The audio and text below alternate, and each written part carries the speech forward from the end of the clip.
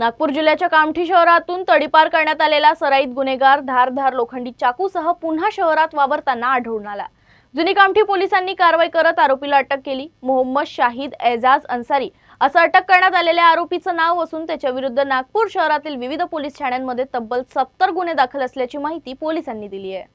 Zone क्रमांक 6 चे police उपायुक्त डॉक्टर निखिल पखाले यांनी एप्रिल 2026 मध्ये विविध गुन्ह्यांमध्ये सहभाग असल्यानं मोहम्मद शहीद एजाज अन्सारी याला कामठी शहरातून हद्दपार केलं होतं। मात्र बुधवारी रात्री 11:30च्या सुमारास तो दरोगा मशीद परिसरात फिरताना जुनी कामठी पोलिसांच्या निदर्शनास आलं। पोलीस उपनिरीक्षक मिलिंद मेश्राम हे पथकासह गस्तीवर असताना त्यांनी अन्सारीला ताब्यात घेतलं।